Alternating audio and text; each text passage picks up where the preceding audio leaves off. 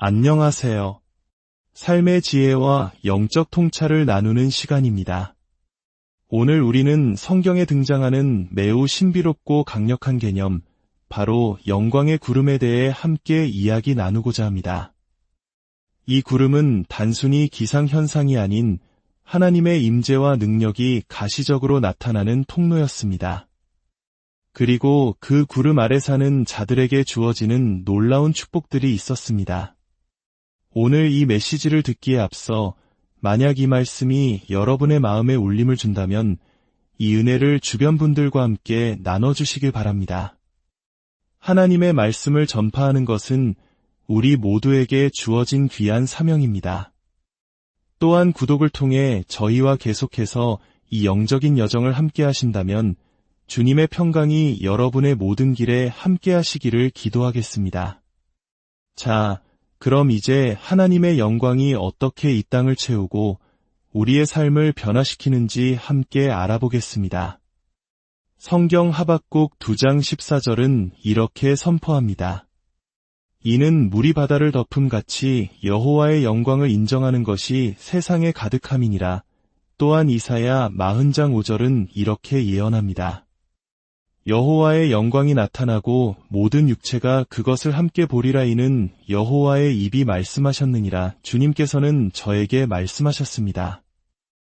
이 마지막 때에 하나님의 영광이 나타나는 움직임은 처음에는 아주 작은 물줄기처럼 시작될 것이라고 말입니다. 하지만 그 작은 흐름은 곧강이 되고 그 강은 바다가 될 것이며 마침내 그 바다는 온 세상을 뒤덮는 거대한 대양이 될 것입니다. 우리는 지금 그 거대한 부흥의 시작점에 서 있습니다. 아멘. 그런데 왜 성경은 단순히 영광이 땅을 채운다고 하지 않고 영광을 아는 지식이 채운다고 했을까요? 그것은 바로 지식이, 즉 하나님과 그분의 영광을 깊이 아는 알미, 그 영광이 우리 눈에 보이도록 나타나게 하는 열쇠이기 때문입니다.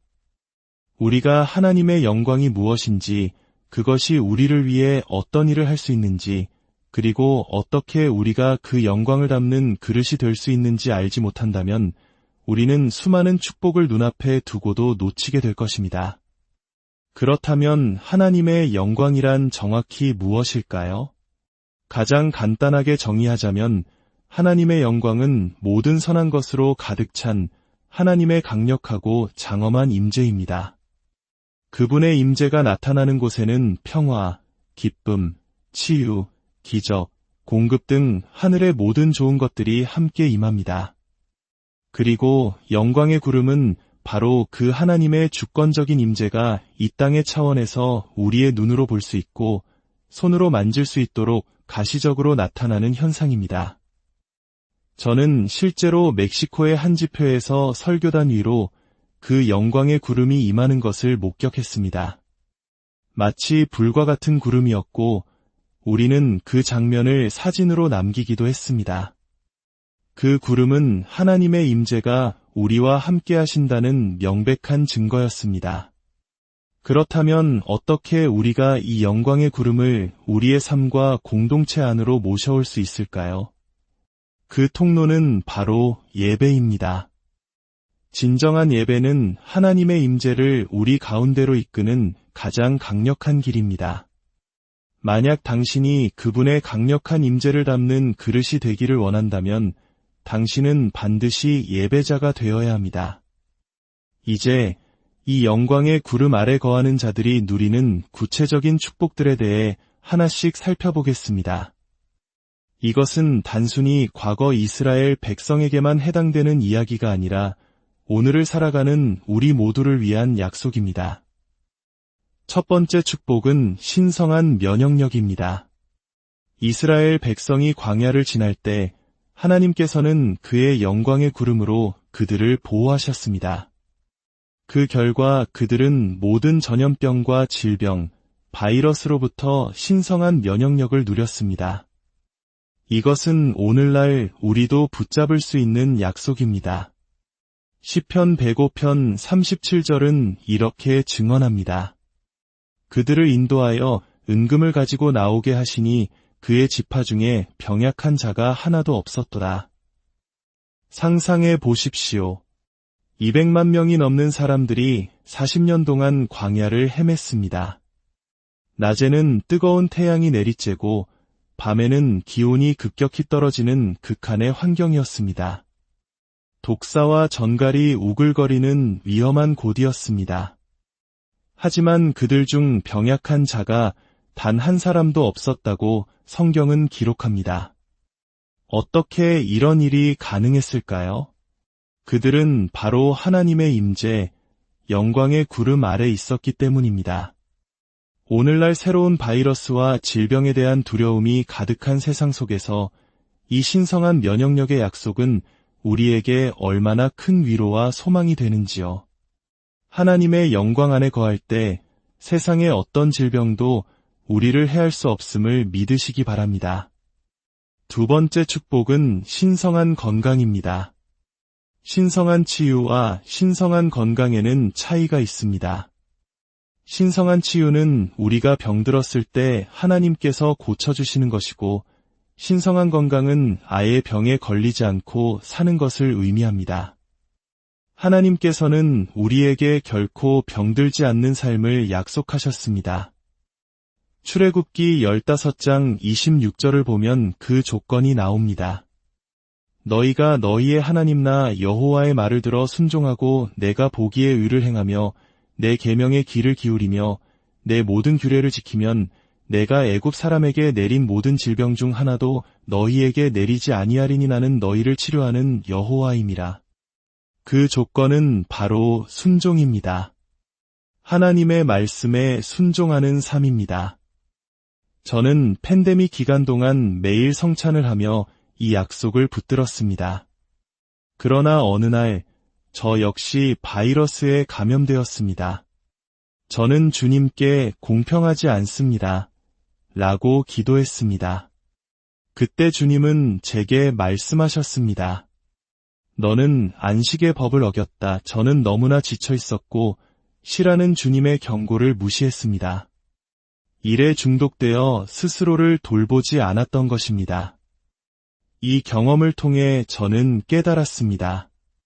하나님의 말씀에 순종하는 것은 영적인 계명뿐만 아니라 건강하게 먹고 충분히 쉬고 운동하는 등 하나님이 창조하신 육신의 원리를 따르는 것까지 포함한다는 것을요. 한국 사회의 많은 분들이 과로와 스트레스 속에서 살아갑니다. 그러나 주님은 우리에게 쉼을 명령하십니다.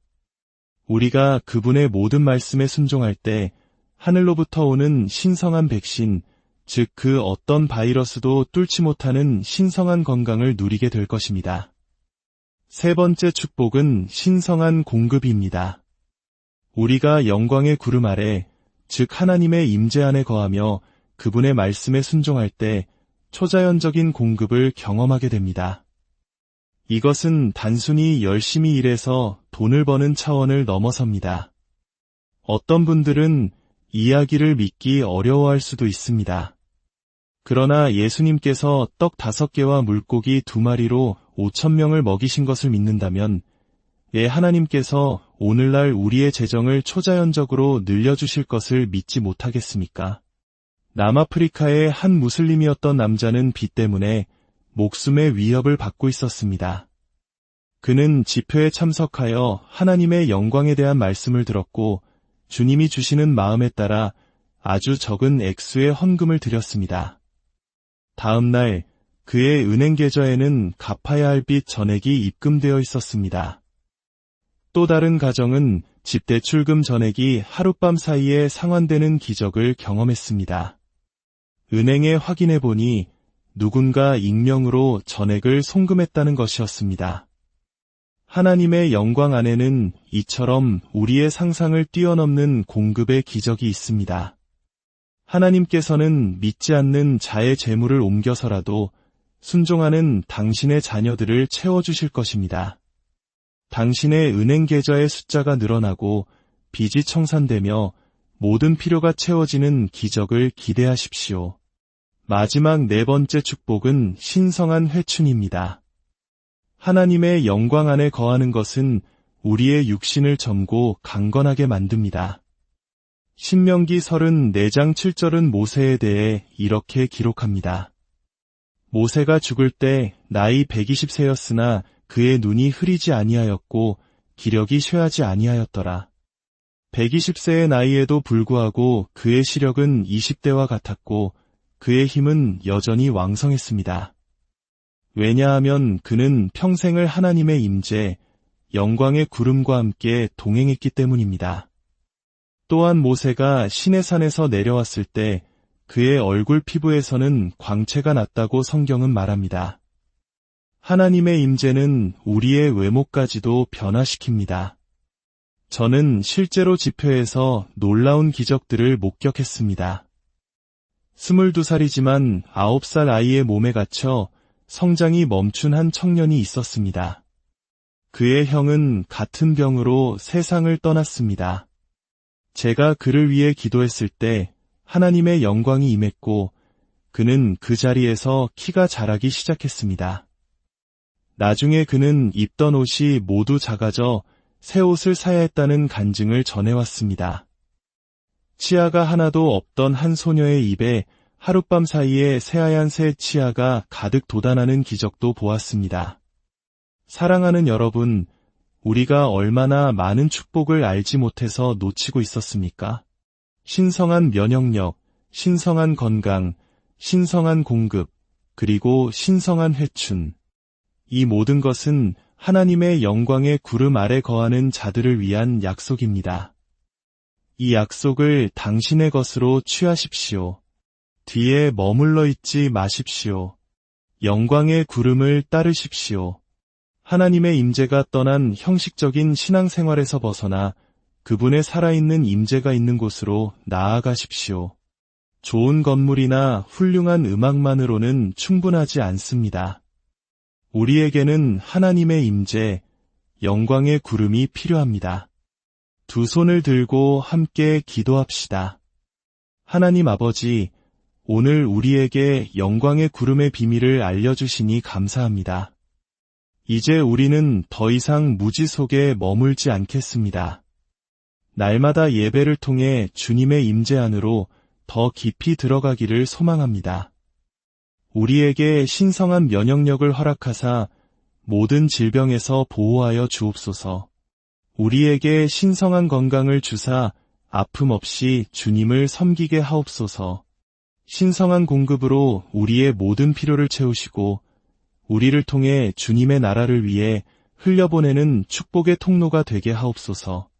신성한 회춘의 능력으로 우리의 영과 혼과 육을 새롭게 하사 모세와 같이 마지막 날까지 기력이 쇠하지 않고 주님의 사명을 감당하게 하옵소서. 우리 주 예수 그리스도의 이름으로 기도합니다. 아멘. 오늘 말씀을 통해 큰 은혜 받으셨기를 바랍니다. 주님의 평강이 여러분과 항상 함께 하시기를 축복합니다.